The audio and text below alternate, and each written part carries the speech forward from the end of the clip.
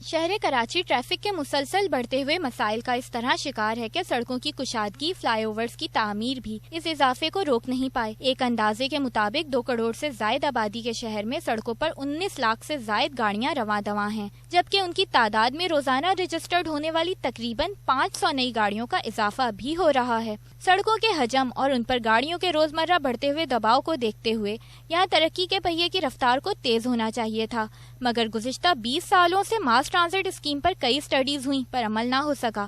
تاہم ایشین ترقیاتی بینک میں فنڈز بھی موجود ہیں۔ ماضی میں حکومت نے CNG بسیں چلانے کا اعلان کیا تو شہریوں نے سکھ کا سانس لیا تھا، مگر بدقسمتی سے یہ ہمارے سرکاری نظام کی ناقص کارکردگی اور حکام کی حد سے بڑھتی بدعنوانی کی وجہ سے کراچی شہر کو اچھی ٹرانسپورٹ دینے کا خواب پورا نہ ہو سکا، اور جب گرین بسیں چلائی گئیں تو ان پر عائد سرکاری ٹیکس بھی معاف کیا گیا۔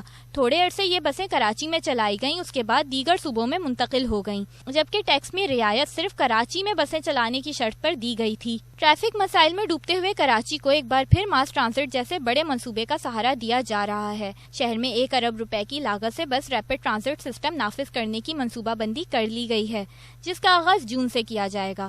سندھ میں پبلک ٹرانسپورٹ کے لیے جدید بسیں بیرون ملک سے درآمد کی جائیں گی۔ 2.25 کروڑ روپے سے زائد مالیت کی بسیں خریدنے والے ٹرانسپورٹرز کو حکومت سبسڈی فراہم کرنے کا ارادہ بھی رکھتی ہے۔ IT سے منسلک سسٹم کے ذریعے تمام بسیں ضابطے پر چلائی جائیں گی۔ 80 مسافروں کو لے کر سفر کرنے والی 200 بسوں میں فی گھنٹہ 15,000 افراد سفر کر سکیں گے۔ ان بسوں کی رفتار 15 سے 30 کلومیٹر فی گھنٹہ ہوگی۔ ماس ٹرانزٹ کے اس منصوبے میں سب سے بڑی رکاوٹ سرکاری اداروں کے درمیان نااتفاقی اور چپکلش کا ہونا ہے۔ اس منصوبے کو مکمل کرنے کی لاگت 4 کھرب روپے ہے، جس میں یونائیٹڈ نیشنل ڈیولپمنٹ پروگرام کا اہم کردار ہے۔